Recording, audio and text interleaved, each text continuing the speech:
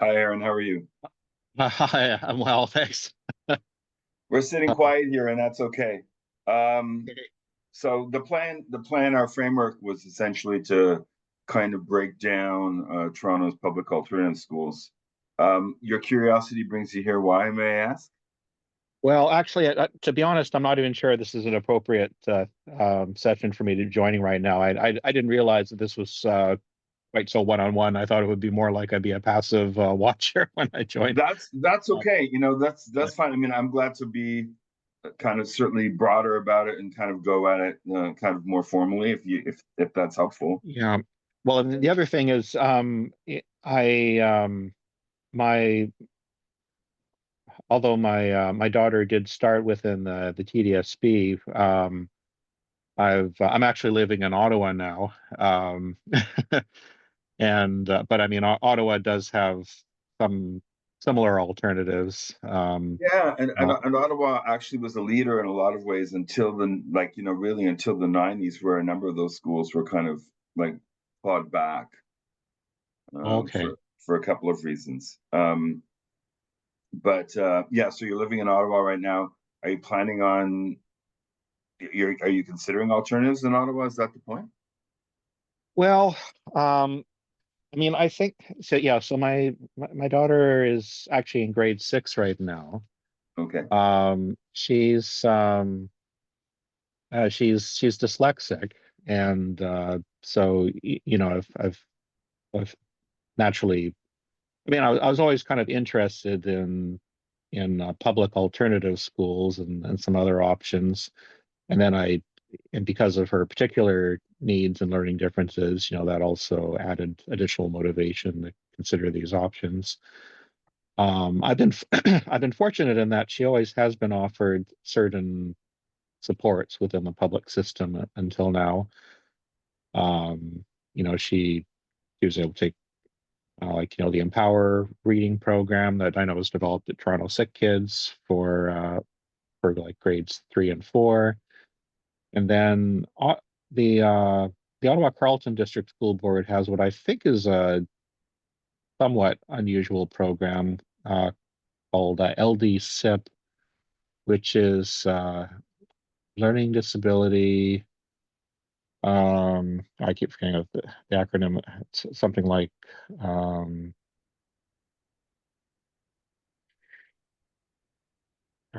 structured integration program. I think I got it slightly wrong, but yeah, anyway, the basic idea is that she's in like a a small LD class where she gets, fairly intensive support to catch up on literacy and math for Right. roughly half the day, and then the other half in regular class. And so she's in the second year of that, and that's the limit to, after that, she won't be able to continue in the program. So then she'll be entering middle school, and I'm concerned that she's still, there'll still be a significant gap remaining, even though the program has helped her. Um, and so so one option would be alternative school, although in Ottawa, there's only one school that for the intermediate grades. Right. And I'm not sure. I'm not really sure how much it would actually help. And so I am actually there is fortunately a couple of schools in Ottawa that are private with all the drawbacks that entails, not least of which is cost, but Sure. that do focus especially on helping dyslexic students. And I think I likely will send her to one of those for grades 7 and 8. I don't intend to continue it beyond then. I mean, the nice thing about middle school is it is kind of a self-contained period that's only 2 years. Right. And it is an important bridge before high school, so I'm thinking it might be worth going with the private option for that.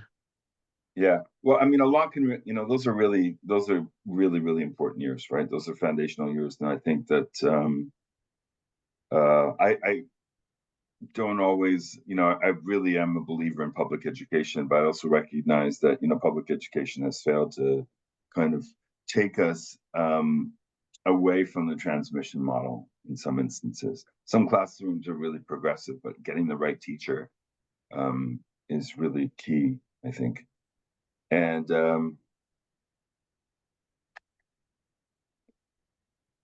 Hi, Michelle. How are you? Yeah, so it's I think it's really, really key. Michelle was presenting in another area, I think in Afro American studies. Were you looking at the African American school too? Okay, I thought I saw you in another session earlier. Yeah, I think also, I mean, we're starting to see, the recognition, like kind of the cultural and spiritual stuff that's kind of finding its way into public education too. But the reality is the transmission model is not working for most kids, right? Just somebody up at the front of the room, I've got all the knowledge. Go get your textbook. Let's read, let's kind of concretize that, standardized test every Friday, etc. So we're seeing a whole kind of series of trends that are moving in everything from, let's say, Paulo Freire's stuff around like critical pedagogy, so looking more kind of, critically engaged pedagogy, cultural stuff. Krishnamurti schools, where there's much more of a movement into, kind of spiritual stuff, like kind of thinking of themselves in terms of, character building, et cetera, et cetera. But I think really in the way that you're describing your daughter's experience right now, I think, maybe, holistic schooling might be a really solid space, or whole child, where we start to see, I think, a lot more kind of project-based experiential things. I think there's still the value of there's still room for transmission, of course, I think, in any school system.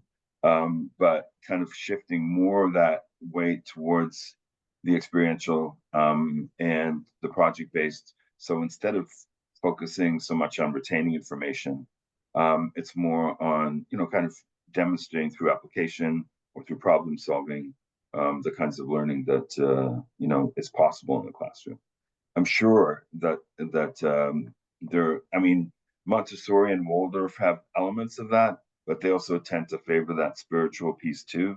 So there's that questing after character. If that's not something you're worried about, um, I mean, Toronto's the YMCA Academy, which is a program that's really about um, supporting students again, starting in those middle years into the early high school years. But it tends to favor more. It's more concerned around. It's more addressing kind of, students who are, let's say, high functioning autistic, or students who are struggling with, let's say, impulse control, etc. Doesn't necessarily tend to really. Of course, there is an academic element to that, but that's not really the focus. That's not an element with your daughter at all, is it, Aaron?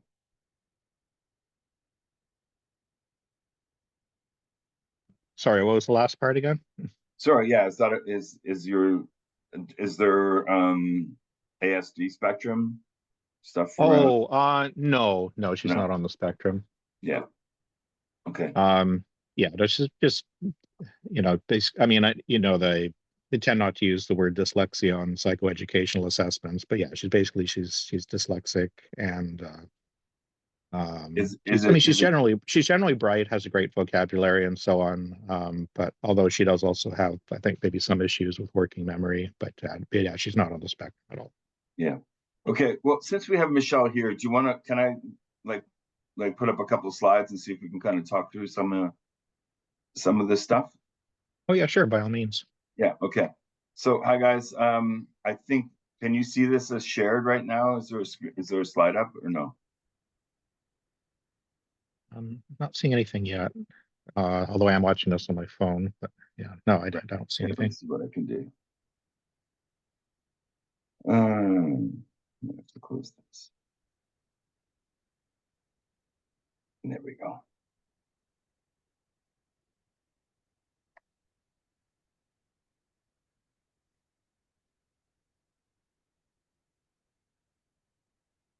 Okay, so you should be seeing it now, yeah?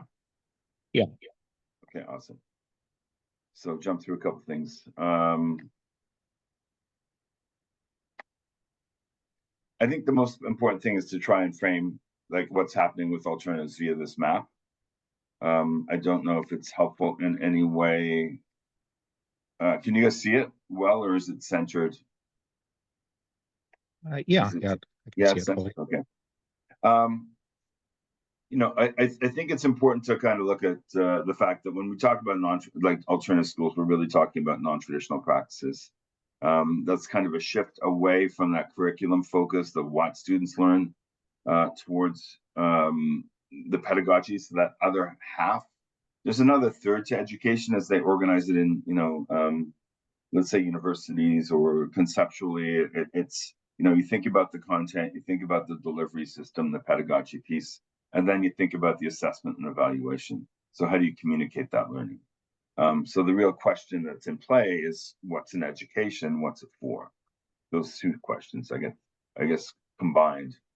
And they're usually sorted out in those three spaces. Ministries of education, there's an emphasis on the curriculum part of what you're supposed to learn. A lot of faculties of education consequently focus on that curriculum piece, the communication. And so our priorities are rote memorization, mastery, standardization. Those are the things that most of us probably grew up with in conventional education. It tends to be fairly uniform and rigid. Here's the assignment. This is the only way you can do it. These are the parameters around how I'll allow you to submit it. And and then there's that element of transmission, which is, again, there's an authority at the front of the room. They shape and manage all the learning. And of course, this isn't true of every teacher, and every teacher understands that most students don't necessarily learn exclusively like that. But I think there is that kind of bedrock of transmission, especially when you get to high school and again in post-secondary, despite the fact that you've got seminar dimensions and stuff where students are doing peer-to-peer learning. Most of it is like, I'm going to stand up at the front of the room. I know everything. And don't really challenge me. Don't challenge yourself necessarily beyond these things unless you seek permission. And then I invite you into that space to kind of explore on your own. On that end of the spectrum, the more traditional, like as you can probably see it on your screen on the right, tends to be very teacher-centered. Of course, it's hierarchical. There's the autocrat at the front of the room, the teacher again telling you what it is that you need to learn, what your timelines are. And it's pretty exclusive, which is to say that the students who do well get a lot, in some respects, get more attention, are promoted or given some privileges. The punitive tends to maybe not be like corporal punishment like it might have been when I was a kid. I was born in South America, and corporal punishment was part of it. You didn't do your homework, somebody came along, hit you on the hand or whatever with a ruler, that kind of thing. It was normalized, so it wasn't traumatic, but you could see that it could be. And then testing is integral to that too, of course, where weekly there's some kind of quiz. There's usually maybe a monthly test, and then there's exams of some form or another. And units, usually these units of learning mark the end of something and the beginning of something else. So you test at the end of something, and then you got to basically empty out your brain and move on. Sometimes there are connections and ideas carried forward, but often not, right? It's just like, this is a chunk of learning that you need to have. Aaron, did you have a question there? No. Yeah. As we start to kind of move away from that, we have a whole series of clusters, and this might be more useful, I think, Aaron, as we kind of move forward. Is that, people map out non-traditional or alternative in a bunch of different ways. But for me, what I find most helpful is if we start to move west from this, or left from this corner that are the core strategies and values that we associate with traditional, being that transmission model. We start to move into things into these different categories. People frame them differently, but I think if we look at, let's say, student autonomy and student agency towards those categories that are marked in the red on the lower left over there, if we move towards the learner-centered, relational, all those pieces of democratic, the first stop is kind of the democratic schools. So there's a guy named Kolb and another in John Dewey, who's relatively famous, a 19th century philosopher and pedagogue. And the real emphasis there was the idea that, students really need to negotiate their learning. There needs to be room for democracy and the democratic. And I think if we look at, let's say, some of the learning challenges that are identified in our system, giving students that room for agency, having that one-on-one to say talk through, or to collectively talk through with peers before they communicate to the teacher, and making collective decisions together helps students to make more links with their learning, I think, and also how they see the world around them operating. Despite how we saw maybe the democratic process go south of the border, the idea is still that you've got more people involved in that process of of making decisions about what their future education might be, and the directions that that learning is going to take, and the ways that you might be able to communicate back what you learn. So once we get out of that array, again, as we move west, I was born in Brazil, and I grew up in a place called Guyana that not everybody's heard about, but it's a little country that's being fought over with the Venezuelans right now, so that's brought it in the news of late, I guess. And that, as we move from the next category, like if we move away from the kind of the Dewey system, that what we call progressive schools, we start to get into what we call critical pedagogy. So that includes people like Paulo Freire, et cetera. And the critical pedagogues are much more interested in the idea that somehow, young people filter through their lives, and they recognize that their life spaces are political spaces. And so writing out of their family experiences, writing out of their personal experiences, developing understandings that are kind of bound up with their world is very much what I think that next grouping, as we move away again from the transmission model, then next to the kind of democratic schools, we have these critical pedagogues or critical pedagogies that are much more politically engaged. As we kind of at the center kind of all of this are what we call constructivist schools. Now, I'm going to stop right there for 1 sec just to frame alternative schooling versus, let's say, alternative programs. So alternative programs are a little bit of a different thing. They tend to be more of a kind of, when a student reaches a crisis point, then we enter the domain of program. And so in the TDSB or in Peel Dufferin and like all through Toronto or Ontario's, whatever, I think this is an astronomical number when you integrate the Indigenous schools, but I think we're up to probably within the 200 school boards, almost everybody's got a program. And programs are very much about when the bottom falls out, in a student's learning, when they've fallen behind often several years, then often they drop them into program. So the idea of program is we're going to catch you up and get you out as quickly as possible. But it doesn't really instill that kind of love of learning that you really want. And that's a big difference with the alternative school piece. Because alternative schools, again, are kind of founded in this idea that there is a way that there are many ways in which young people learn. And the constellation of learnings, some of them can be served in, most of them can be served in big schools, but they tend not to be because, again, everybody's trained in the transmission model. You do what you know. And unless you're really invited and challenged to alter that, then you keep doing that. So when we get to the constructivists who are in the middle of the spectrum, and again, I'm sorry that it's not integrated here, but I don't know if you guys can see I think you can see probably my cursor here. Can anybody give me a thumbs up? Can you see my little cursor there? No? Yeah, okay, thank you. Awesome.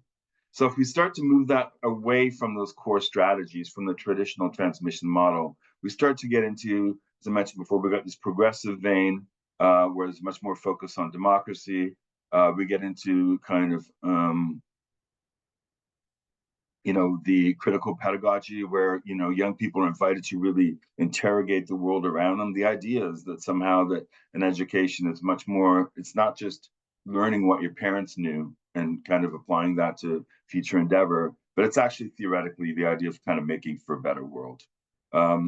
These guys came out of liberation theology, a lot of them out of the 1970s. So there were a lot of kind of, there was a real spiritual, kind of organized religious mandate behind it, but it was not so much that they were teaching any particular religion or anything like that, but they were very much engaged in the idea of community institutions as being a vehicle by which to kind of embetter the society. And we see a lot of schools like that in Toronto. And there used to be a couple in Ottawa. I'm sorry, Aaron. I wish I'd known you were coming. I would have done a little bit more homework around that Ottawa piece. But feel free. I mean, I can give you my email afterwards, and I can kind of fill you in on some options too. So just to take a second, when we get to the middle of this framework, so moving from critical pedagogy then into the constructivists, so social constructivism and the constructivists are kind of two components of this middle group. And this middle group tend to be, again, this balance of teacher-centered and learner-centered. The teacher is a very much still the kind of lead figure in the classroom, but there's a much more emphasis on relational dynamics of sitting down with the young person and saying, what do you want your project to look like? Let's construct this learning together. What do you guys, from these 5 things that we learned in the last unit, where do you guys want to go next? And so the idea is getting involving, and you don't always have to be doing the same thing, where students, like peers, are teaching to each other. And that constructivist cluster and that group that we talked about for a sec just before, they're very much the ones who we find in social justice schools. And there's a lot of those, let's say, again, in Toronto. We have schools like Oasis. There's the Triangle School, which is affiliated with Oasis. There's a number of elementary schools. So Equinox, which is a whole child holistic school, takes up a lot of these issues. I think if you start to head west, there are a number, Hawthorne, even though it's a bilingual school, again, they kind of really take up social justice issues. East, which is a middle school, which is around, I guess, it's associated with Blake Street. It's in the same space as Blake Street upstairs.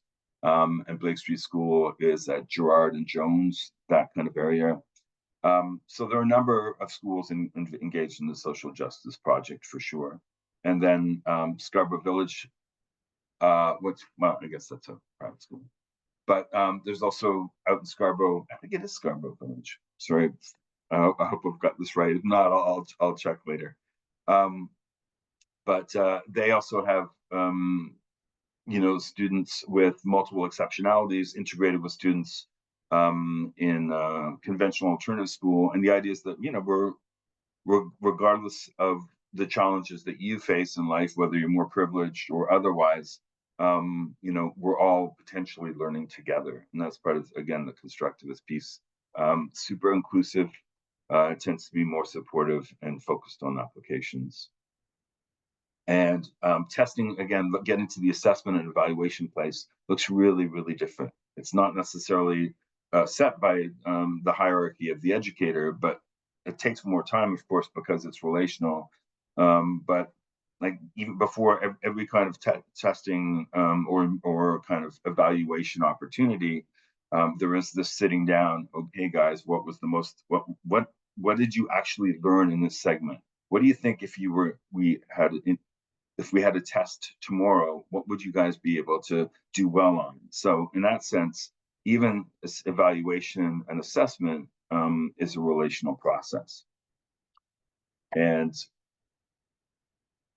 I know that for those of us who come from conventional education, that seems really odd. It's like, yeah, but there are standards. The standards still get filled in over the course of time. It's just that in the same way that, I know that I have 15 things to do, I prioritize 5 of them at any given point in time, let's say, or 3 of them, and I know that I'm going to get to the other one later. But it's maybe not the thing I'm going to put myself under the most pressure to do right now, because I think, hey, that thing I'm going to be doing later, it's going to have more application to what's coming up next in my next 15 things that I have to learn. And kids have a better sense of that than maybe not individually, but I think collectively.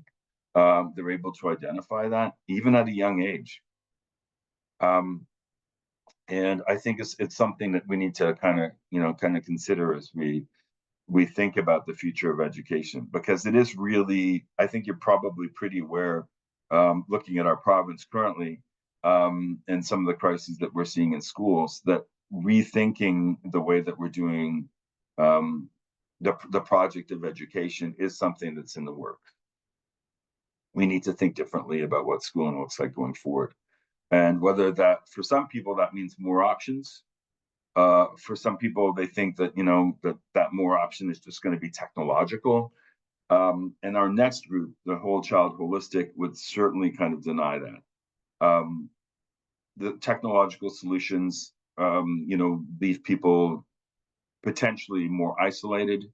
They assume a set of skills, they assume a certain level of privilege, high speed internet, being able to afford the right platform, or even just to be able to afford basic technology, is not something that is not necessarily a given. We live in a highly educated and wealthy society, but it doesn't mean that everybody can afford a brand new HP or Apple every 2 years, nor can they afford, $120 a month, for actually like high speed internet that's going to kind of get them the kind of things that they need, to make sure that they're most effective in a technology rich classroom. And it's not even that important to a lot of kids. It's amazing when you think, okay, kids are great at phones and at using their phones and their computers, et cetera, et cetera. But the reality is they have very specific functions that they use them for.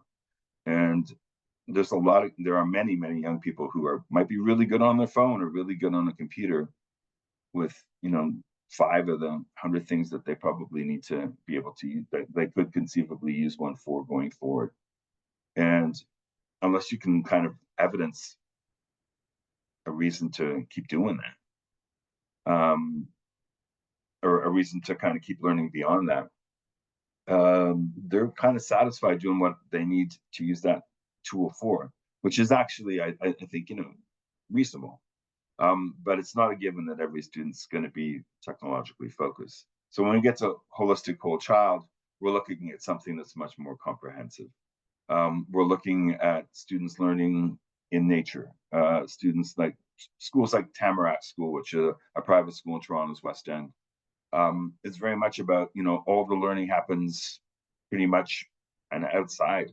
There's a year-round, there's a school called Equinox in Toronto's East End. I'm sorry, I am going to kind of focus a little bit on the East End, sorry, Aaron, just because, or on Toronto, just a little bit, just because that's what I'm kind of set up to do today. But let's say a school like Equinox, which has a full day kindergarten program. And it's a full day kindergarten program that's basically run outside, except for the washrooms. There's a TP shelter, but students learn, and if of course there's an insane storm or something like that, students are going to be inside. But otherwise, the junior kindergarten and senior kindergarten programs, or the kindergarten program, as it were, is all day, every day. The kids are in school, outside, and the TP is their only shelter. All their learning happens in the context of nature or in the context of field trips. And those field trips can be urban ones, or they're often leaving the city to do a lot of their learning. And there's a number of things behind that. Of course, the idea of, kind of taking greater responsibility for the planet, something that kids are very aware of, despite the fact that they may never talk about it. They're very, very conscious of the prospect of climate change and what it means for them going forward. The details, maybe not, but I think that sense of ennui or discomfort with what's to come is definitely part of the way that they see the world. Beyond that, we have kind of one more grouping, that we put, maybe with free schools, that could also kind of fit a little bit with the democratic schooling too. But they're the homeschoolers, the unschoolers, and the deschoolers. And believe it or not, there's a place for them in Toronto's public alternatives too. And those are two schools, Alpha and Alpha 2. And in both cases, Alpha has a little bit more. It's a kindergarten to grade 6 program. There's a little bit more, of course, because you're dealing with younger kids. It's a little bit more of a teacher-centered space, but certainly, the learner-centered piece is still very much in play. So the way a school like Alpha works is that there's not necessarily a program for the day until the students arrives. So the students arrive, there's a meeting, there's checking in around what the learning was, what might have come up at home, in terms of maybe they watched the news or they heard about something, they check in around that. Um, they check in about ongoing curiosity, about the children's experiences the night before, and they try and bind everything to constant relevance. Yes, there's still a curriculum that they're following, and they're constantly binding that to what the curiosity and interests of the students are.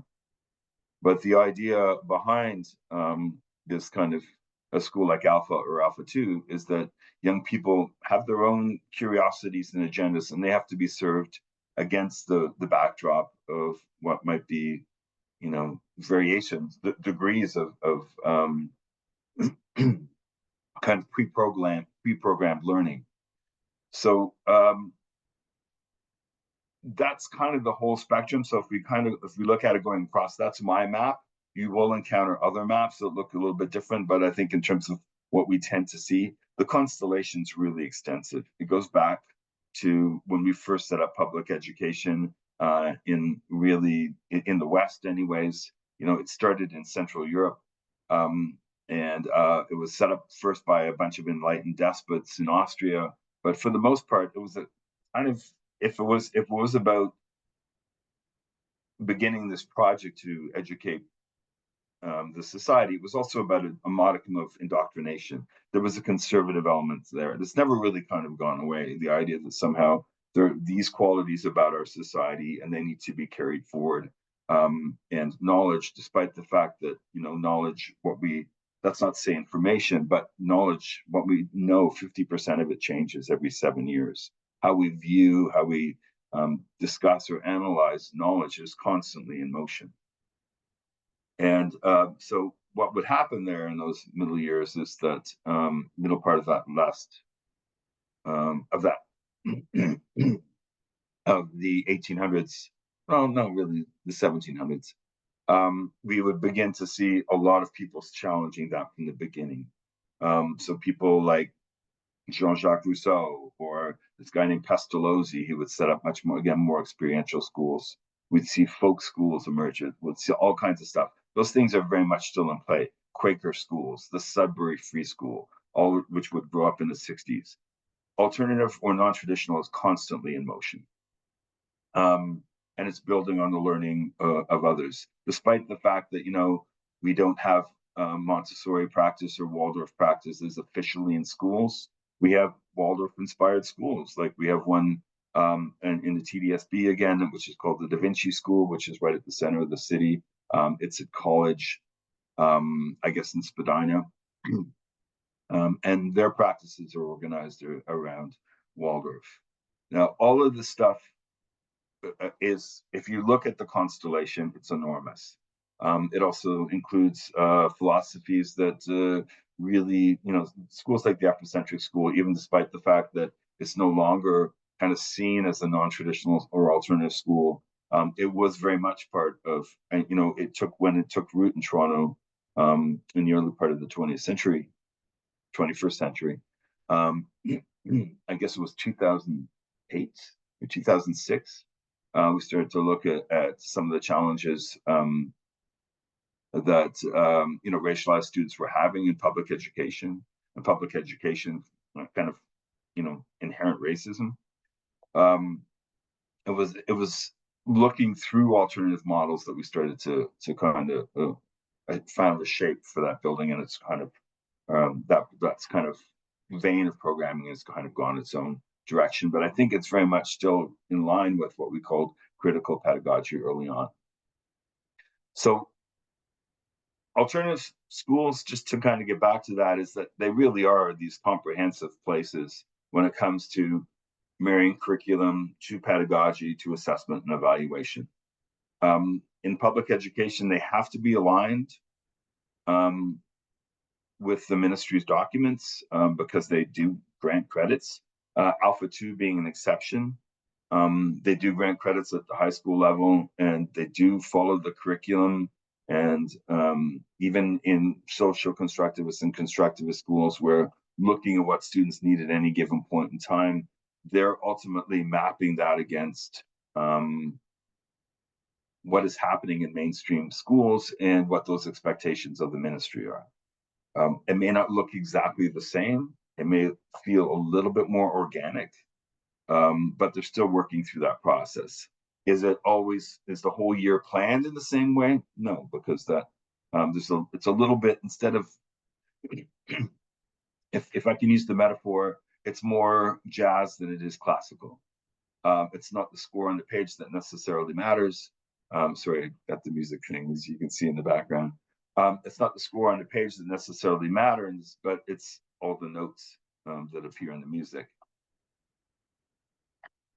And that's where and even outside the music, and that's where the jazz connection comes in potentially. Because the score is important, but leaving it is also important so that you can come back to it. Now, I'm just wondering, does anybody have any more questions about anything particular around alternative schools? Those are alternative schools. Alternative programs are more kind of there to pick up the pieces when things are falling apart. Focus schools are programs which we didn't talk about, but in a sense we did. Like the Afrocentric school is really more of a kind of a focus school, shifting the weight of the curriculum, I think, more to reflect the experiences of of racialized students. And so let me just get out of the screen. I think you guys will find that these are the alternative schools that are available to you in the TDSB. There's 42 in total.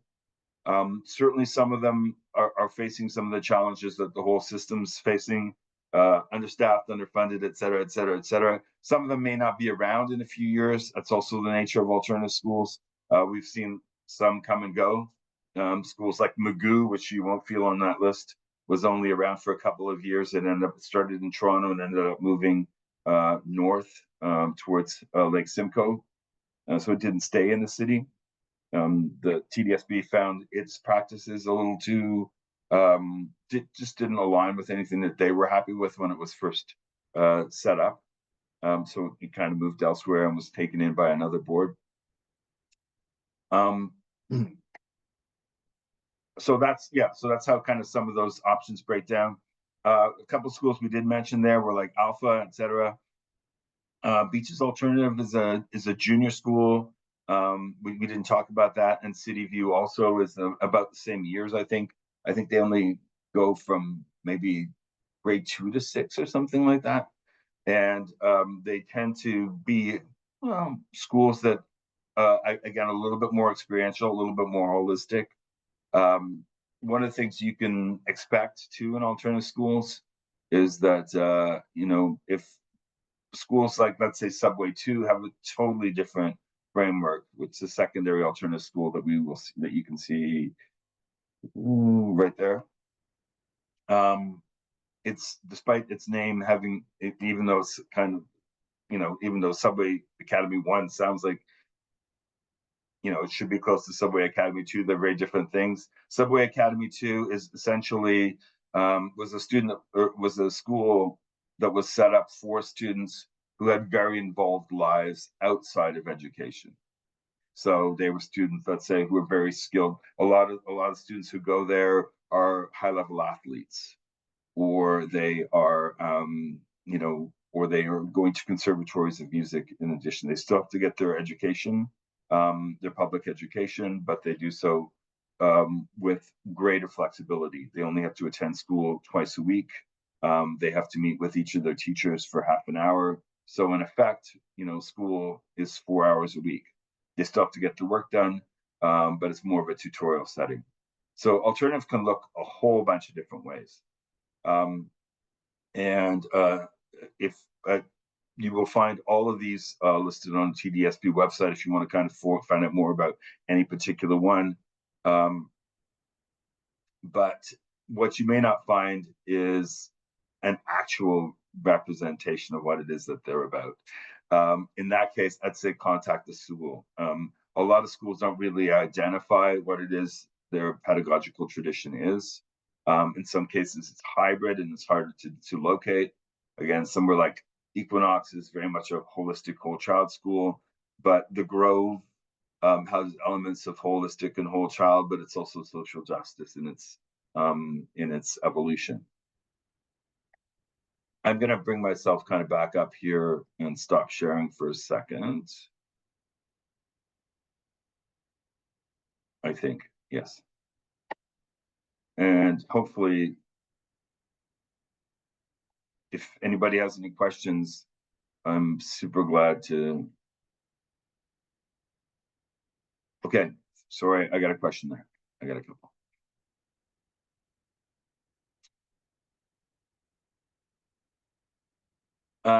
So I'm just going to respond orally, if I may. There are definitely a lot of non-traditional, and unfortunately, I think because we are in a really conservative place in education right now, I think a lot of the most progressive stuff is definitely happening in private schools right now, in terms of new schools that are being set up. They're precarious though. My challenge, so Michelle, they can be precarious because schools like, let's say, oh sorry, she's gone, but that's okay. I'll respond to the question nonetheless. Um, okay, so these were interesting questions. I'm sorry I didn't get to them earlier, Michelle. But yeah, I think one of the things that you can be sure of is that a lot of the private schools right now recognize that that's a niche opportunity. I think one of the things that we see is we see parents looking for a really conservative education that looks like the one that they recognize, and assuming that that's necessarily better because it was helpful for them. I think you really have to pay attention to who the young persons in your life are, in terms of being able to support them well. I know that as a young person who was under pressure. I think as a new immigrant to the country, it was really like we came here so you can go get an education, et cetera, et cetera. There were lots of ways in which, my parents wanted to kind of push me in a direction of to be successful in traditional education, and I happened to be, but it was really hard work.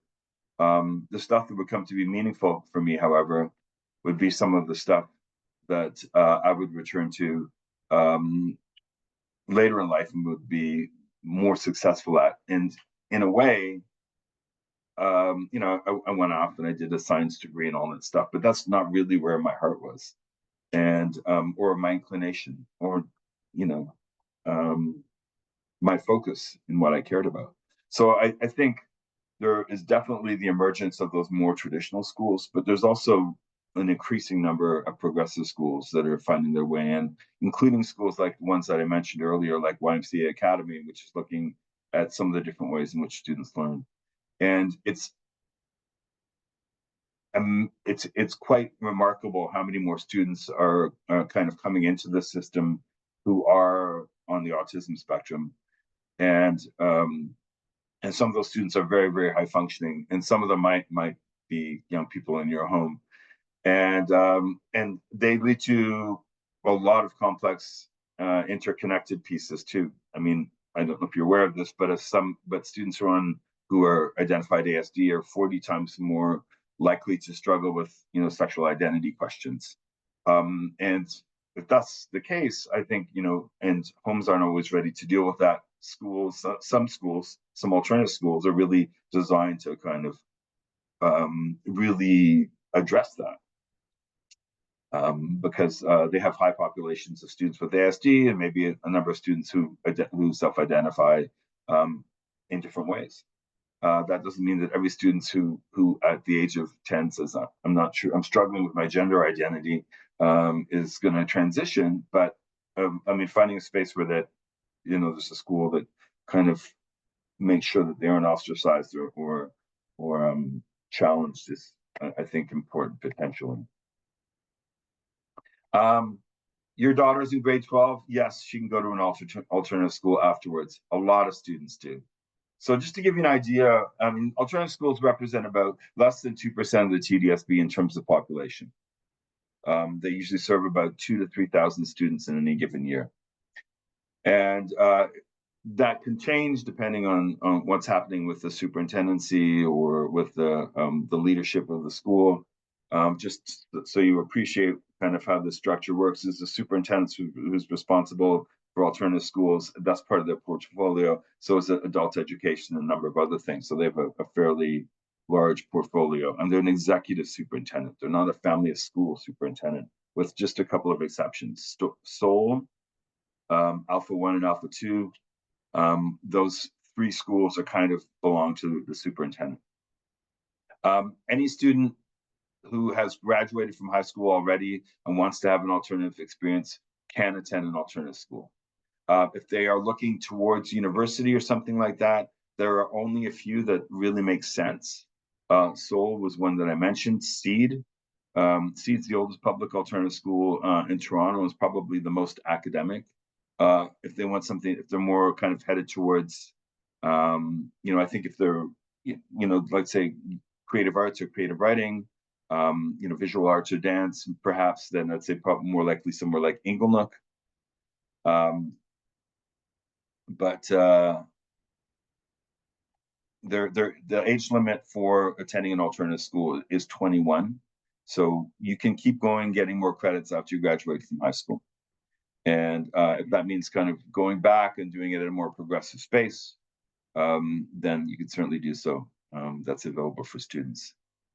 So I hope that answers your question. Is any school in the TDSB like Waldorf? There is, but it's a high school age school. Or, I mean, it's an elementary age school. And that school is Da Vinci. So we talked a little bit about Da Vinci earlier. It's a Waldorf-inspired school. It is situated at, I want to say it's Lord Lansdowne, but maybe I'm mistaken. So the upper floor of that. So that is at College and Spadina, College and Spadina, in the neighborhood just behind northwest corner there. Did I miss any others? Let's see. That's what I've got for questions now. Do I have any other questions people want to add? Feel free to turn your mic on if you want to.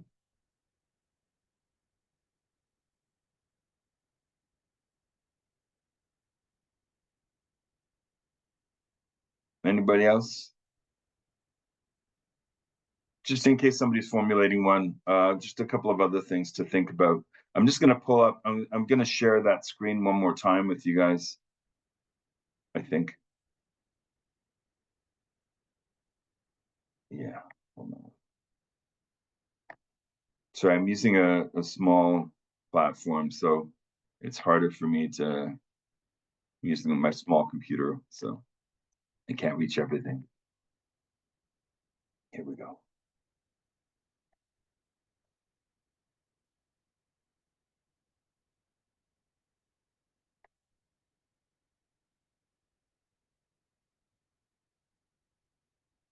I think. There we go.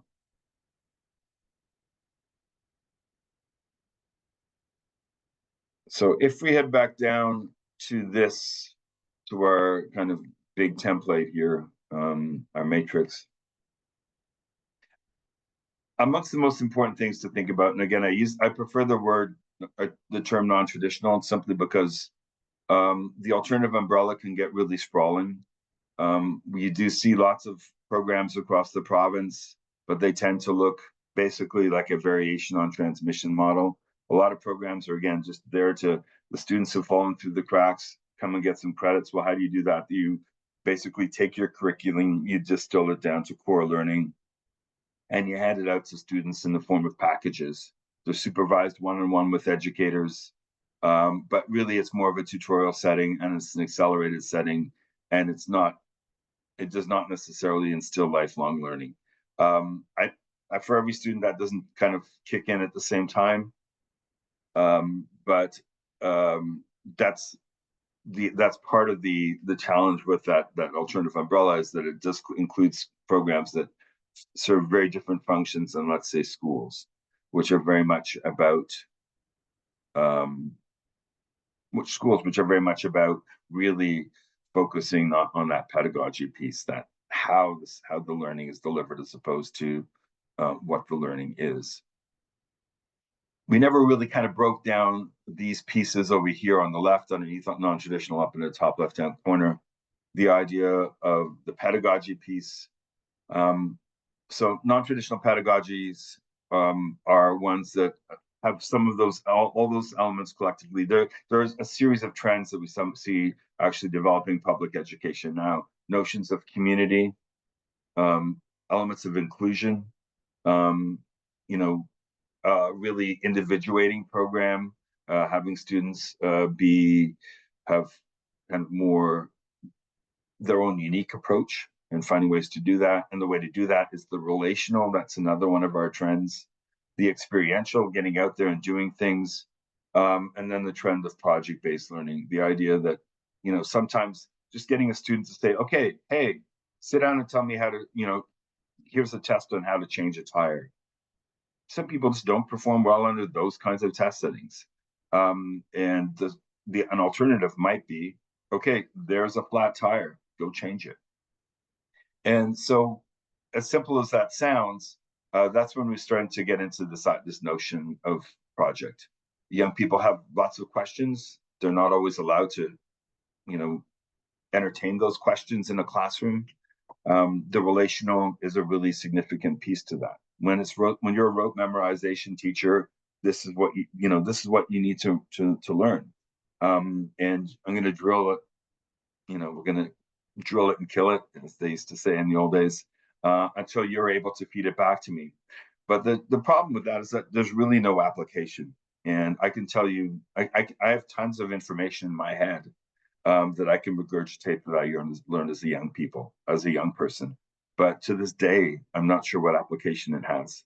I can recite passages of poetry, except for the sets of skills. And that's not to say that we're going to abandon transmission. There are moments where direct instruction is profoundly important, and it never goes away. But it shouldn't be the only thing that people are being exposed to learn, because most people kind of think well beyond that. And not only that, they learn best outside of that framework. In fact, we probably just train students, young people, to learn with the traditional model, and we need it, right? I mean, we're going to stand and, you know, as progressive as post-secondary has gotten, we are going to stand in lecture halls and in the presence of profs who are going to talk at us. But at that point, hopefully, we're inspired and curious about that content because we selected that discipline or that area to move forward in. That's not always the case in our rote memorization, our transmission classrooms. So it's almost like you need another way if you want that knowledge to really carry forward. You need another way for young people to connect with it, and it's the ways that we identify with. I mean, there's a guy named Gardner who is really, really important in this area simply because he distills a lot of learning that comes before, and he identifies that, you know, really the vast majority of people have multiple ways in which they learn well and other ways in which they don't learn well. I know, obvious, but still, yeah, it's something that only really in the last 20 or 30 years of schools really come to embrace, at least in the traditional in traditional setting. And the traditional setting, mainstream profession or public education, is the Titanic. It's slow to change. That's why these little alternative schools, the ones that you'll find in Toronto, for sure, in the public setting and in the private setting, are going to be places where you find some things that are more inquiry-based, more collaborative, more individuated, more flexible, and serving even this more progressive free school piece that we talked about earlier, which is discovery, where they get to, and holistic too. You'd find that as well. Sorry, I've got somebody who's popped up here. I'm going to just check the questions one more time again here. 1 second. I'm going to bring myself back up and close this.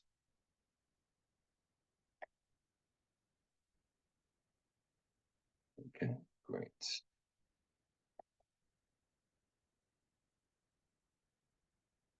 Do we have any more questions at this point?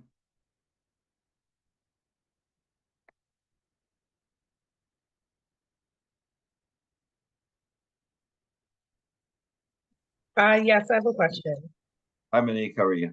I'm good. How are you? My Good. daughter is attending TDSB virtually, so she doesn't get that opportunity to access alternative schools. Are they considering kind of maybe offering a bit more of the alternative schools virtually? Are there going to be more? I think how old's your daughter? May I ask? Sorry, she's in grade 1. Okay. Um, I mean, right now, I think that there's the ministry which provides kind of virtual learning for sure. I think one of the things that we're going to be seeing definitely coming in the next little while, because there are a number of students who are there are a number of young people who are not finding the way, not kind of good in the classroom setting as yet. That there will be more kind of virtual technology developed in that direction. Are there alternative schools at the grade 1 level that you can access that way? I think Alpha would probably be the one choice that would be kind of open to that. So I don't know if are you aware of Alpha at all? No, I'm not. Sorry. Yeah, I can say that. Yeah. So Alpha is it kind of falls into what we call the free school tradition. So it would conceivably be possible for your daughter to connect with the school virtually and participate that way in classrooms. And I don't know, is there any possibility, or is there any curiosity for your daughter at this point to get back to school or to enter school? At the moment, no. I actually I do like the virtual school. I'm at home for various reasons. So it's great that she's here. I'm able to um get a clear understanding of what she's doing Sure. and help assess like the needs. Things that I've already identified Sure. as well show up. And I wouldn't have been able to 100% like transparently see this if she was in person. So that's why I do appreciate that TDSB is still continuing with the virtual. Mhm. I'm not actually ready to like do my own homeschooling. So I do appreciate the virtual aspect of it. Yeah. No. So yeah, no, but I kind of wanted to explore more of the alternative schools or some of the options that are available, and looking through like I can't really I do use that virtual school app and like try to do things with her through that. So I guess that's the other support. But if there was some form of like alternative schools like arts or Yeah. whatnot. Yeah, no, I think, definitely if you've got the opportunity to be home and you can homeschool, you're comfortable homeschooling in its various forms, whether you get that kind of curriculum elsewhere or not. There's a particularly in remote communities, we see there's a real need for that, right? So that's definitely part of what's happening other places in the province. And I'm not sure if the journal still exists. There is a journal of homeschooling, which is connected to Nipissing University. It's run by a guy named Carlo Ricci. If you can check into that, because there are a whole series of networks too. When there are parents, oh, thanks, Debbie. So Debbie's checked in with a couple of points too about asynchronized applications and things like that. Thank you. Yeah, so that's great. But yeah, no. So check in with the Journal for homeschoolers or unschoolers, I think it is, and just check out the name Carla Ricci. And there are a number of networks that actually do provide. Even if you are getting frustrated by what's happening with the TDSB and how slow things can be, or anything bureaucratic that might get in the way, they are really wonderful organizations that where I think there are a lot of invested parents who can be at home, who produce really interesting things for their kids, and they want to share them. And it's a really awesome. There are a number of awesome collaborative spaces if you're at home with a young person and doing that homeschooling stuff. Yeah, thank you. Was it Carla Ricci or Carl Ricci? Carlo, sorry. Carlo. Okay. Yeah, and it's RICCI. Okay.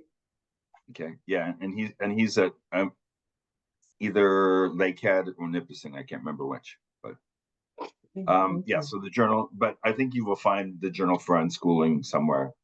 And even if it's, sometimes it goes, he's kind of the force behind it. And a lot of things are going on with him. Some, like, the journal will lapse for a while. Like they'll do 8 years, and then there'll be a year where there won't be any additions, and then, but it's long standing, and it should be pretty much available online. So check it out. There's some really interesting things going on there. So Debbie, did you want to add anything to that for Monique? Did you want to unmute and share, or are you okay? Oh, I'm good. This is Debbie. Thank you so much for inviting me to share. I just, when I heard the parent sharing that, I remember me, having the same challenges when my son was doing the online. And so he wasn't ready to do in-person alternative yet.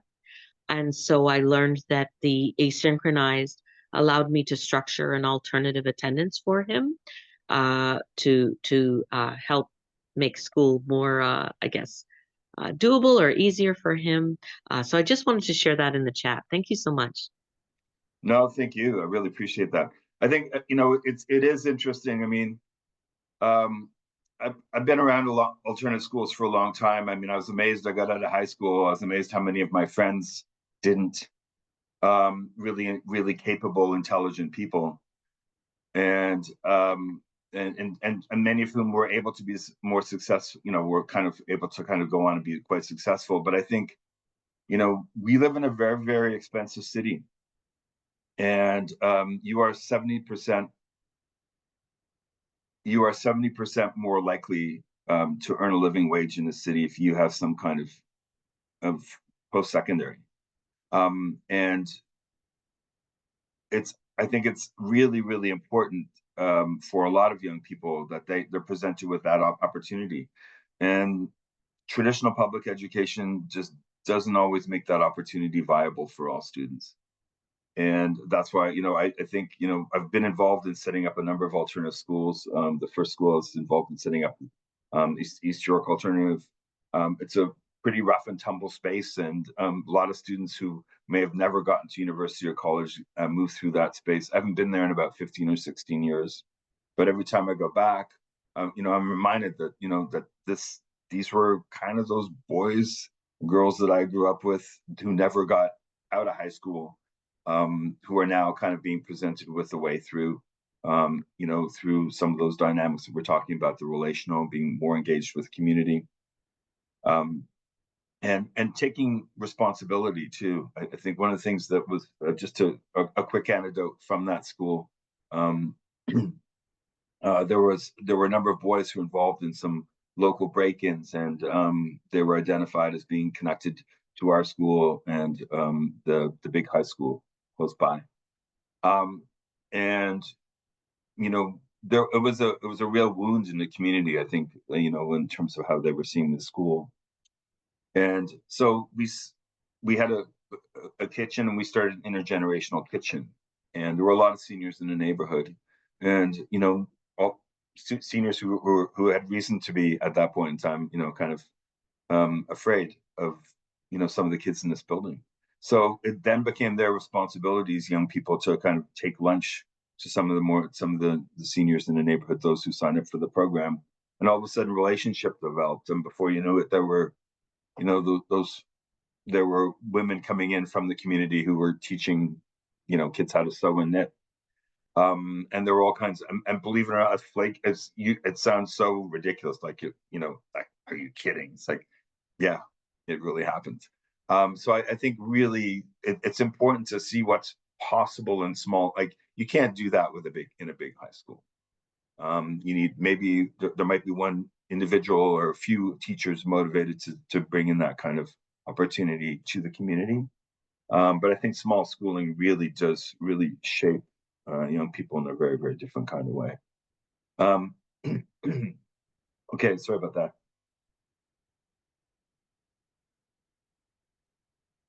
Manaz, how are you? Are you still out there? Oh, hi there. I'm good. It's such a pleasure to learn with you all. Hi, Hi. Manaz. Do you wanna share your experiences at all? Where are you at these days? Oh, yeah, sure. I worked with Liam at the alt school ways back. I'm currently at Downsview Secondary School in a DD program. And all I can say is the alt schools are fantastic. I was at Contact and then at the East End as well, alternative. It really is a good option where it's very holistic in approach and there's small class sizes. Students get a lot of love, a lot of tender love and care. Education seen with a mindset approach of holism rather than separatism. So if you're having the type of student or child that's struggling in mainstream, definitely make it a point to swing by to one of the alt schools, meet with the curriculum leaders and the staff, and see if it's a good fit for your student. Manaz, thank you. That was a fantastic endorsement. You're I appreciate welcome. it. It's a pleasure to be here, and you did fantastic. Liam, hopefully we'll see each other soon. Yeah, and yeah, I'm not in the system anymore, right? I'm just at York, but send me an email. I still have a TDSB email. Okay. Sure, I would love to see you. I'll send you a link. Cheers. Bye for Thanks. now. Bye. So any more questions? Sorry.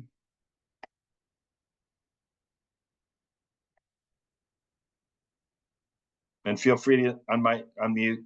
I think it's best if we kind of support the group with any ideas.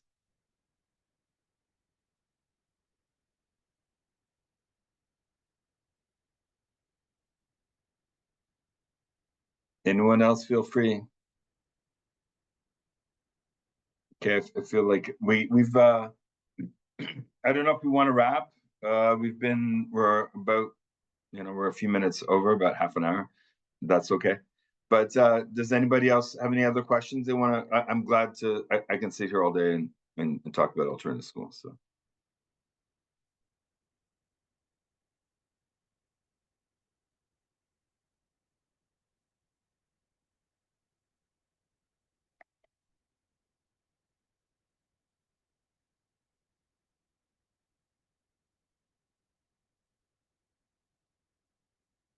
Just checking to see.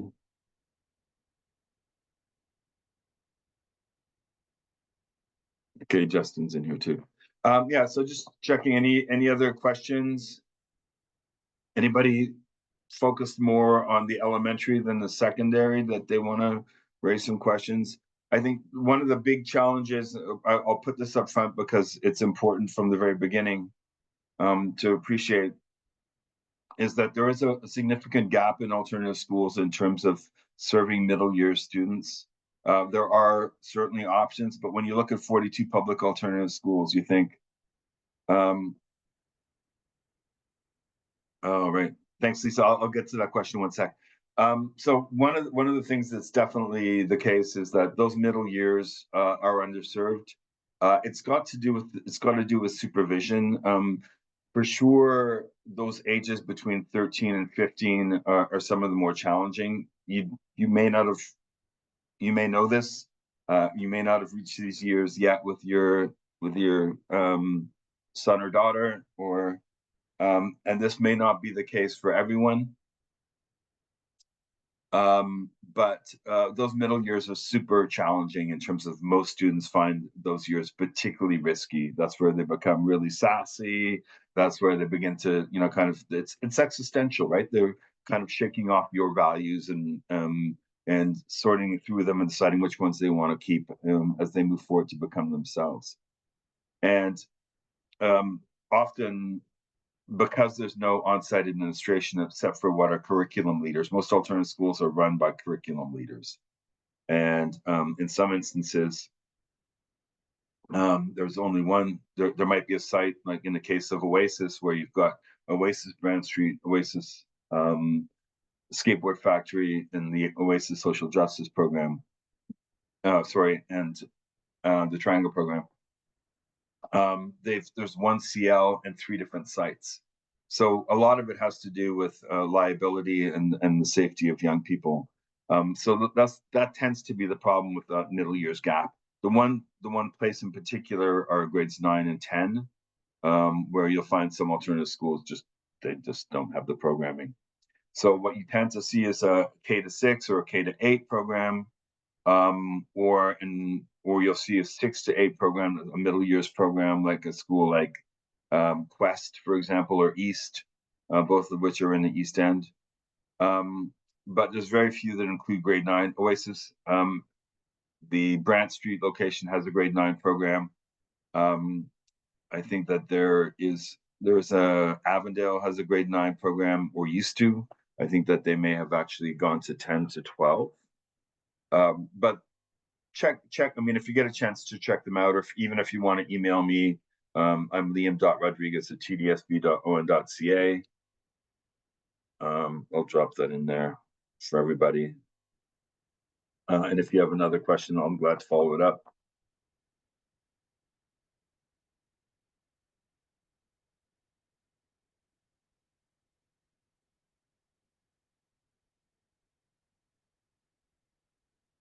Should have done that from the beginning, but there it is. And going back to Lisa's question, are you still with? Yeah, hi Lisa. Yeah, the transition can be super challenging, and it is definitely if it. I mean, I'm going to be very honest here. It's not unusual for students who are leaving mainstream to have a semester that's a mess. All of a sudden, you're given this agency. You've entered a new community where you have to build new relationships, et cetera, et cetera. But I think one of the powerful things about alternative schools, it depends, right? It depends on whether, I think at the elementary level, it's different. But if you start to see, but if we're looking at that transition at the secondary level, there tends to be a semester where either the student just soars, there's a transformation that's like, wow, like they get wings, or where they're struggling with their own agency and autonomy because they're being presented with sets of responsibilities, but they're their own now. And there's accountability, et cetera, et cetera. But I think there's a way in which it's really about the transfer of responsibility away from the institution to the learner. That's a significant piece of what happens, especially in the secondary alternative schools. And it's not unusual for a student to not struggle in that first semester, but to not be as successful. And when that happens, then there's the relational dynamic that kicks in. Usually about halfway through that semester, it's where, okay, we've moved into the space. It's not necessarily privileged to be in the space, but it is a space that acknowledges you more directly. And so at that point, there's that significant shift to the relational where if they can't be accountable to themselves, then they become directly accountable to a mentor, in effect, in the classroom. And I would say it's a very, very different relationship. On occasion, I think that there are young people who encounter a conventional school teacher who serves as a mentor, but it's rare. I think when you get into small schooling, it's a totally different thing where almost every one of the educators that you work with serves a kind of mentor relationship. They're worried about what's happening to you at every level, academically, how you're doing relationally in classrooms, et cetera. Did that help, Lisa?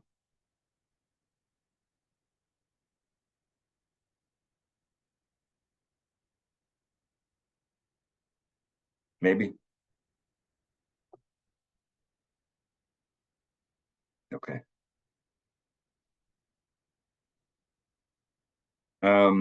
Any other questions? Feel free.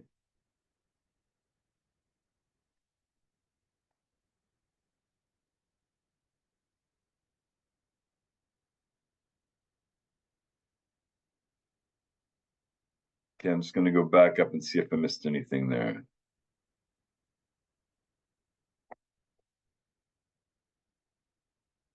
Okay. Yeah, and on that middle years piece, I don't know, the elementary alternative schools, one of the challenges with them is that many of them still honor an equivalent to a lottery system because there's a lot of competition to get into these schools. There shouldn't be, because there should just be more small schooling. But often the TDSB is reluctant to invest that way. The most recent public alternative school is Equinox at the elementary level. It was established about 14, 15 years ago. Alternative schools came into existence in Toronto in 1968. And there was, through the 70s, there was this kind of deluge. There were a lot of alternative schools that started, a number that failed. Magoo was one that I mentioned. But only in Toronto, Magoo would move outside. All the others that failed too would also become private alternatives. But they were just moving in directions that the board wasn't necessarily willing to support, certainly at that point in time. When we look at that spectrum again from, there's a correspondence model. I kind of left them out. We've got a couple of those, Subway 2 and Seoul. The correspondence model schools are more ones where students are presented with work that they can take away. And those are at the secondary level. And so there are opportunities for students to come and learn on a daily basis, etc. But students can just, in effect, retrieve work, go elsewhere to complete it, and then bring it back. The reasons behind that is, again, in the case of Subway 2, a lot of students who you don't think about it, but there are young people who are actors, who are musicians, who are traveling, athletes, et cetera, and they're not necessarily affiliated with the school that supports that kind of opportunities for those opportunities for them. Subway 2 provides that, as does Seoul to a certain extent. But Seoul tends to cater to students who are really struggling with, social anxiety, agoraphobia, those kinds of challenges, or sometimes students who just really struggle in big classrooms. And the anxiety piece is quite palpable for young people in schooling, especially if they have a negative experience in school, in a big school. So that's where we tend to see a bit more of the correspondence model. So correspondence model, besides that, the experiential schools like East York Alternative, schools like Contact, where you have co-op opportunities, where again, experience is really exemplified. The same thing happens with the holistic and whole child on the other side of that group. So the two groups in the middle, after we get from the kind of the modular learning, we start to get more progressive with the Dewey models, so progressive schools, the experiential ones I mentioned. In the middle are the constructivist and social constructionism. And those schools tend to be, in Toronto, they're going to be schools like, let me just pull up our chart here again, if I may.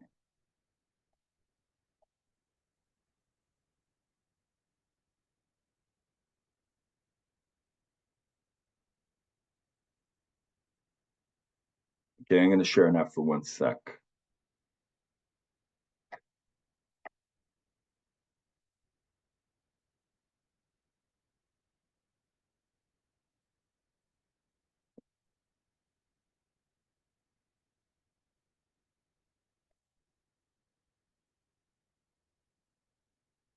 So some of the schools that are going to make sense, I think, in terms of that social constructionism, et cetera.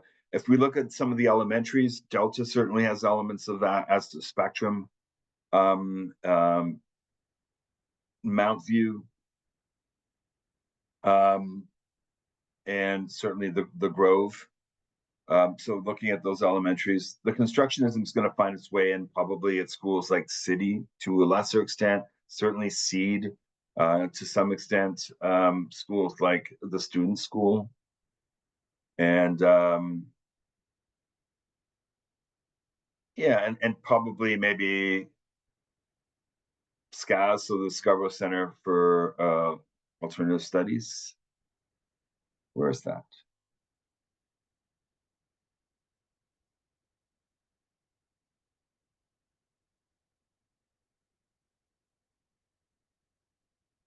see that here. What's going on? Well, it should be there. I'll have a look at that. You'll notice also we have the northeast and northwest alternative schools that are identified here. Now, these used to be what were called year-round alternative schools. They had different structure, and they have since been retransformed. They belong to that first group that we talked about. They're much more of that kind of model-based learning too, where you kind of go in. They resemble more programs than they do schools at this point. I hope you guys can access this somewhere else. I mean, you can certainly get this from the ministry website, but this may, for those of you who are here, I'm hoping that this map might help you to find your way through those various systems. I'm sorry I didn't include those swaths. It's just, it tends to be my structuring, this idea of the movement from the modular to the progressive, to the constructionists, to the whole child. Some systems are communicate in sixes. There's one piece, an article I do want to draw your attention to by Ron Miller. It's right here. I'll type it into the chat as well. It's called A Map of Alternative Education Landscape. It is one of, I mean, it was written quite a while ago, and there have been a number since, but it's a relatively simple one. There's one that precedes, it's called The Parent's Guide to Alternatives in Education by Ronald Kutch, which I'll also put in there. Those two are both available online, and they have to break some of this stuff down, I think, in a way that's pretty accessible. And the Kutch one is just, sorry, Kutch one is just, it's a little too much. It kind of tries to break down the whole constellation of alternatives, and some of them just really aren't at play here right now. Therefore, that's for your consideration. But I will include them there.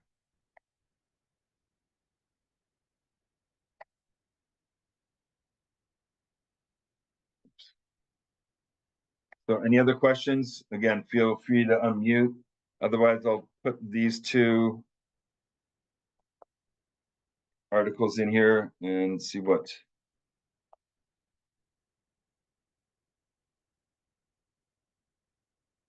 comes up.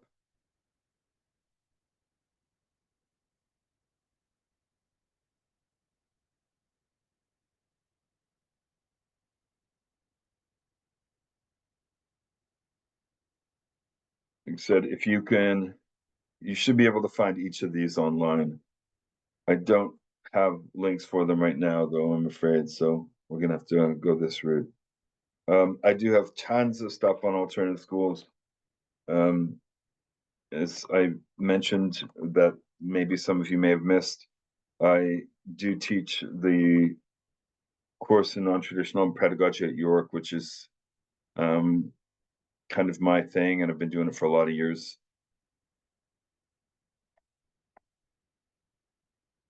And so whatever I come across, I try and share.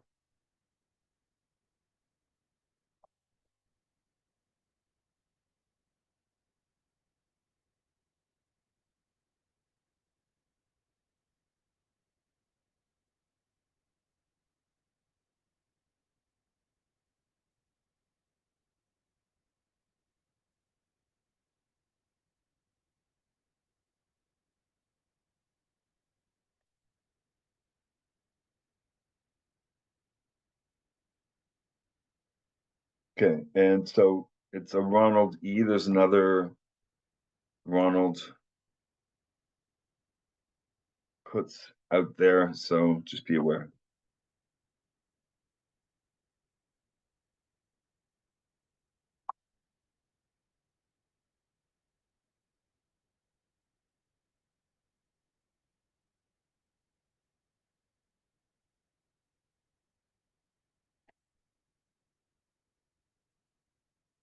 Okay.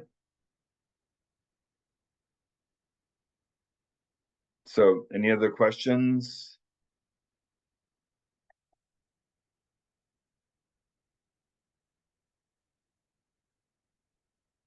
Uh-oh. Am I sending this just to Manaz? Did you guys get, sorry, can you guys see the two articles I just cited? Can anybody just let me know?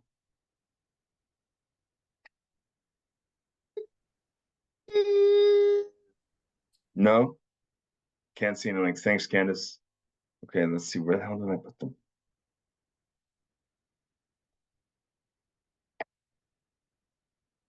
Okay, one more time.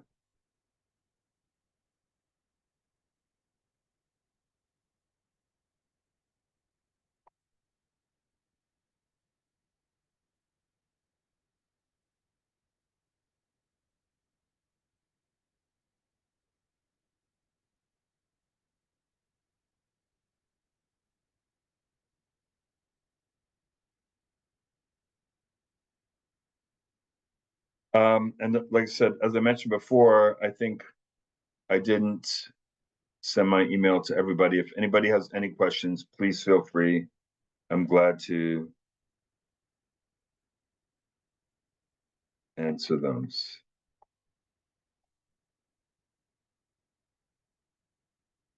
I'll put them both, that the one I answer most often is, because I rarely, is the second. I'll put a star beside that as preferred.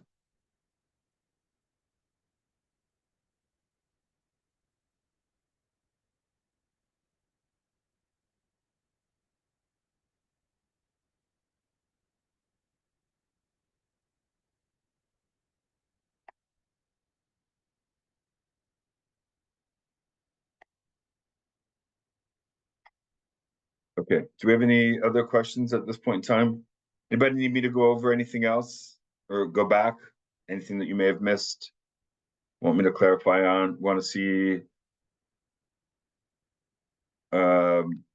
maybe the map again, or our template?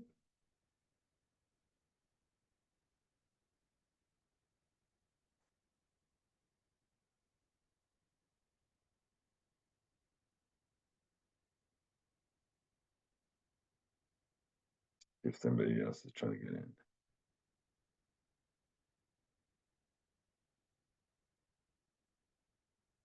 No, okay. Thank you, guys. Justin, thanks. Candace, thank you. Nita, thank you. Debbie, I'll be here for a few minutes. I know you guys have other sessions to hit. But you know, I'm here. I'll hang out for another 5 minutes or so to answer any other questions that you might have.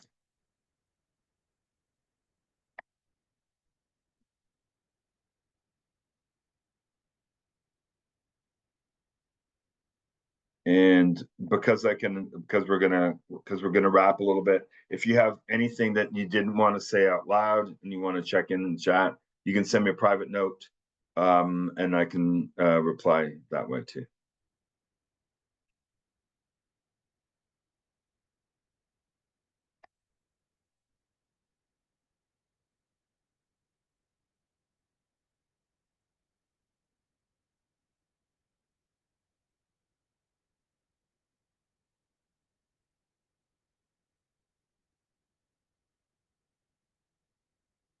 Hi, Samuel. How are you? We're just wrapping, but I'm glad to answer any questions. The chat's open. You can address me directly, or you can address the group. I'm glad to answer any questions. Okay. So yeah, I'm a Tigrinya interpreter, and I'm just joining as in Tigrinya interpreter. Oh, okay. And you were enjoying to who are you interpreting for? Tigrinya in the just hold on, let me see the name.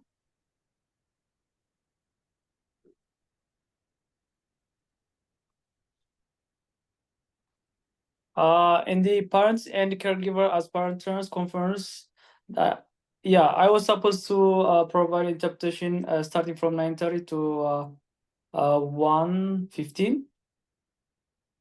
Okay. But so I don't know if there's anybody who needs that here with me right now. Let's see. Sorry, Nita. You're looking for the slides and stuff.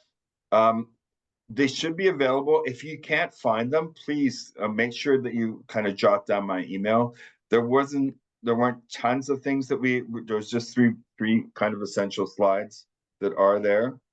The first of those slides was one that was related to hopefully kind of a useful matrix to help you to kind of find your way through alternative schooling. In the TDSB, it's a little bit more, it's not the whole system that's available to you. If you were to consider going to private, then you could find, let's say, a Quaker school, what they call a Friends school, etc., if that were something that you were looking for. Or there's a Krishnamurti school. So yeah, basically I'm an interpreter. Then the session was supposed to start from 10 o'clock to 1:30. Then the session, it was about the caregivers as partners, parents and caregivers. So Yeah, is this session yeah, you're in a specific one of the breakout rooms right now, Samuel. But so I don't know if there's anybody in here who might necessarily use it, but there is. Let me see. I'm just trying to think of where you would conceivably go at this point that would be helpful. Yeah, because the first session was ended around 11:10. Then I'm not sure if the session is streaming live or that's why I wasn't make sure like we're still chatting, but I mean our session was over like I don't know, and like at 11:50 or something. Yeah, But that's why. Yeah, but it doesn't matter. I think I just don't know. There might be somebody who may need you, so you might want to kind of head back into the larger group. Okay then. Okay. Okay. Okay. Yeah, I understand. Cheers. Nita, I'm gonna send you my email directly. Okay. Perfect. Okay. Thank you. Thank you. Thanks. Cheers.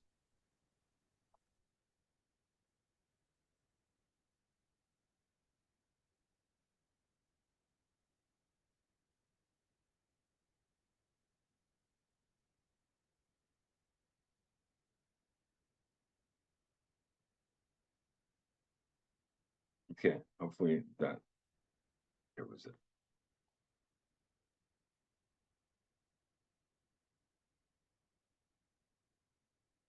Any other questions at this point?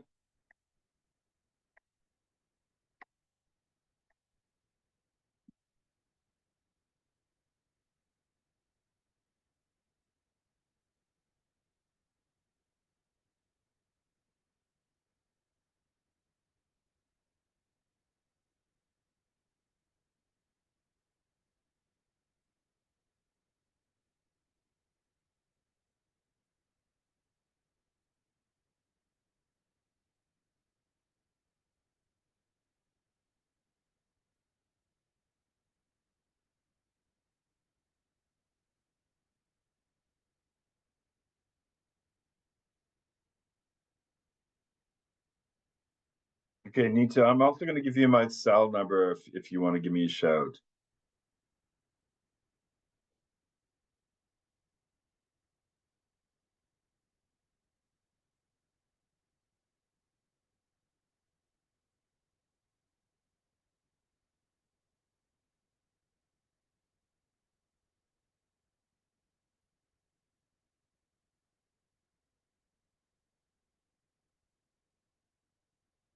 Okay.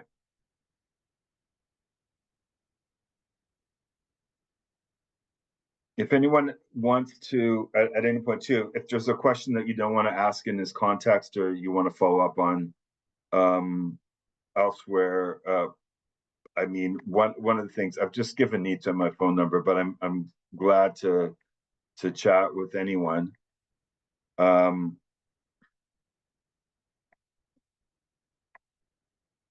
About alternative schools. It's kind of a passion of mine. So been around it for a long time.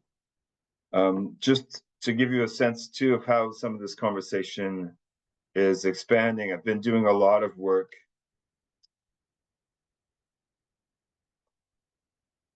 Sorry.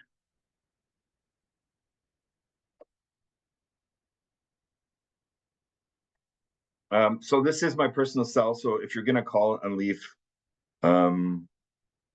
a number or leave a message, please do so before 10. If that's okay. Just because, I don't want to wake up the whole house. Because I'm up all night, so it doesn't really matter. So yeah, I am currently doing a lot of work with indigenous pedagogy. So I don't know if you're aware of this, but historically, the feds have been responsible for the funding that goes to indigenous schools. But that does not maintain a Ministry of Education. So one of the things that's happening is that one of the probably the most progressive spaces right now in terms of looking at education is the stuff that's happening, let's say, down at Wandering Spirit, which is, for those of you who aren't aware of that, in Toronto, which is down in Toronto's East End. There's one in the West End as well. I can't remember the name of the counterpart. But it's essentially an Indigenous school and with Indigenous approaches to education. And I'm not sure if you're aware, but the largest growing demographic, and I know that it's still a small proportion of the society, but at least in Toronto, but the largest growing demographic in Toronto are young Indigenous students. So a lot of people who are leaving the challenges of the reserve and finding the way into urban settings. And vice versa is kind of also happening too, where people who are wanting to stay on reserve are historically really troubled by the limitations of education in the North. Again, because the feds give them the money, they don't give them as much money as the provinces, school boards get, and so they don't develop their own curriculum. And one of the things that's happening right now is a real push to develop more local and organic curriculum. And I think that that's going to have a place, I think, in what the ministry looks like going forward, and really in education in cities going forward, something that's more relevant to the makeup of a city. A city like Windsor, Ontario, for example, which has been radically transformed in the last 20 years in terms of its demographic. It's now a city that with almost 40% of its population being people who are ethnically Arab or South Asian, whereas that population just didn't exist 25 years ago as a component of the city. So really providing a curriculum in a city shape that looks really different, or like a city education system that may look quite different going forward. So that's definitely the kinds of things that are taking shape, I think, provincially when we look at boards looking towards a more meaningful. Oh my gosh, I can't believe I put feed free. Okay, feel free. That's good. So I'm just looking over at my feed. Forgive me, Nita. I'm clearly having a typing challenge. But yeah, so a lot of what's happening, I think, and we're seeing it in areas like Simcoe County. We're seeing it in Niagara. We're seeing like shifts in population that are demanding us to rethink what curriculum's all about, but also pedagogy, how people are learning. It's not the transmission model is just not consistent with what. Yeah, it's just not consistent with what students need. Any other questions going forward?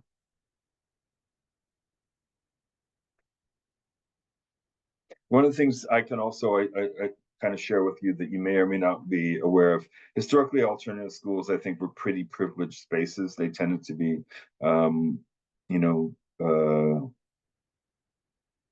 places where that served, kind of middle-class white communities. That's really changing. That's not. I mean, just like our city, that's not who's reflected in our non-traditional schools anymore. And if that's a factor for you, then a point of consideration. Then, as Manaz said, you should go visit some alternate schools. Go check them out. Feel free, make connections. You will not hear about them largely from your elementary or high school guidance counselors or your principals. They're just not aware that these 42 small schools exist in this big system because they're small. They're serving small numbers of students by comparison, and people just don't know.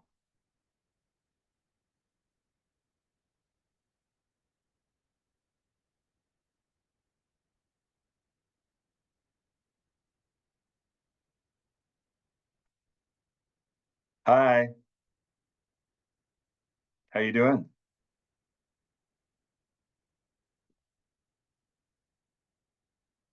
That's Margaret, by the way, guys. She's coming to visit and check in on us. Michelle, Willette, Candace, Debbie, Abbas, any other questions?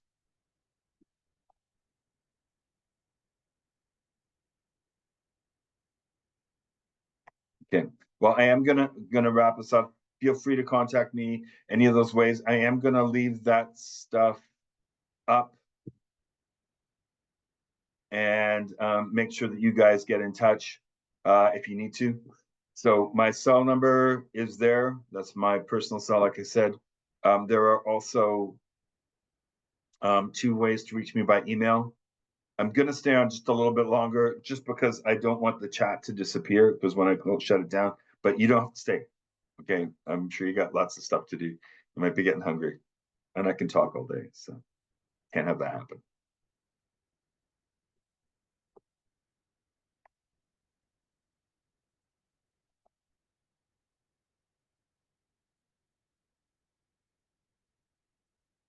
Candace, how are you?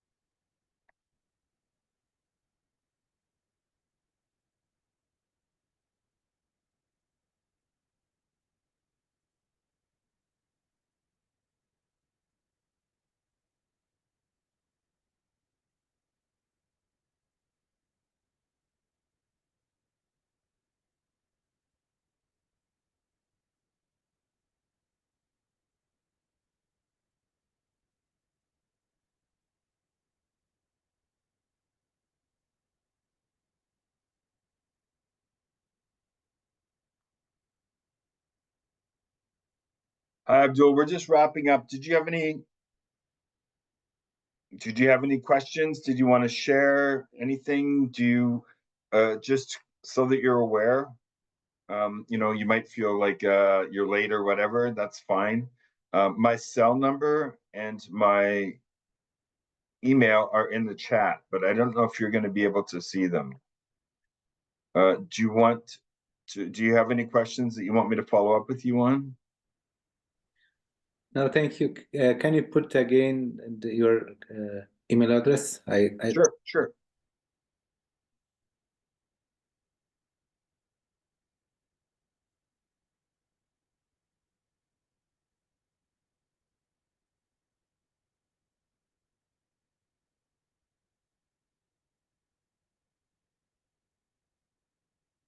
Okay, I'm gonna put down, I'm gonna give you two.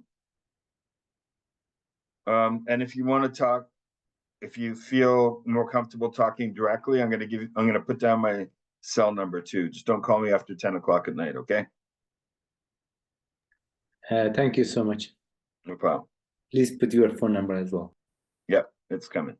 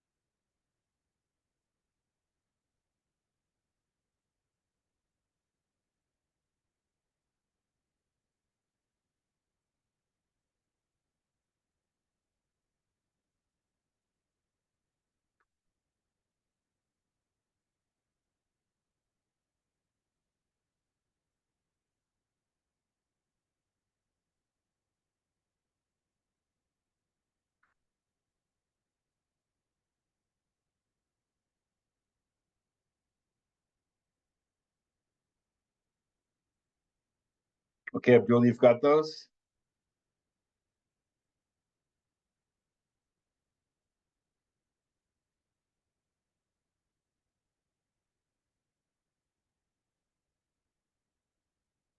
Just making sure you've got them down before I sign off.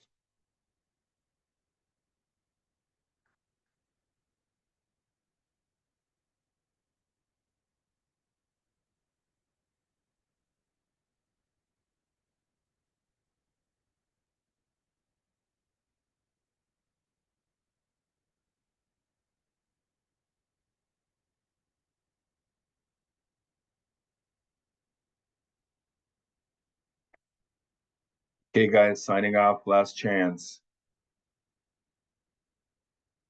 Okay, anyways, phone number, cell, emails there if you need to get a hold of me. Take care.